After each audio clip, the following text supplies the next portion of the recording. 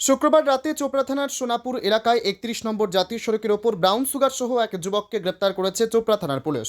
জানা গিয়েছে ধৃত ওই যুবকের নাম তোতন দাস, বাড়ি চোপড়া থানার বেদবাড়ি এলাকায়। অভিযুক্তের কাছ থেকে প্রায় 264 গ্রাম ব্রাউন সুগার উদ্ধার করেছে পুলিশ। তবে কোথা থেকে কোথায় ব্রাউন সুগার পাচার করার উদ্দেশ্যে নিয়ে যাওয়া হচ্ছিল তা খতিয়ে দেখছে পুলিশ।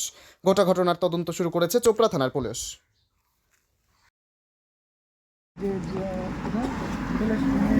রাস্তার ধারে মেন রাস্তার ধরে NH-31-এর উপরে পাশে হরিয়ালি হোটেলের সামনে আমরা এই জিনিসগুলো সিজ করেছি, যেটা আমরা পেলাম তুমি দেখালাম, তাই না? আচ্ছা, এটাতে আমি একটা জিনিস তোমাকে বলবো।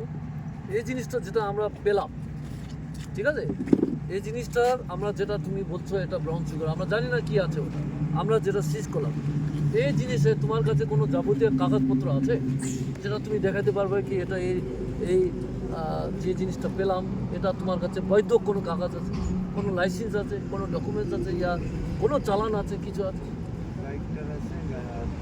না, এই জিনিসটা যেটা ব্রাউন সুগার তুমি যেটা বলছো এটা ব্রাউন সুগার, এটার কোনো কাগজ আছে তোমার কাছে, ডকুমেন্টস আছে কোনো, ইয়া লাইসেন্স আছে তোমাকে এটা বিক্রি করার?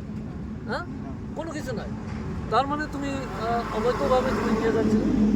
হ্যাঁ, তাহলে তুমি তো এটা মানে এটা কি হচ্ছে, তুমি NDPS যেটা বলছো, narcotic drugs and psychotropic substances অ্যাক্টে যেটা আইন বয়ে আছে 1985 সালে, সেই আইন অনুযায়ী তুমি এটা ভাইলেট করেছো, ঠিক আছে?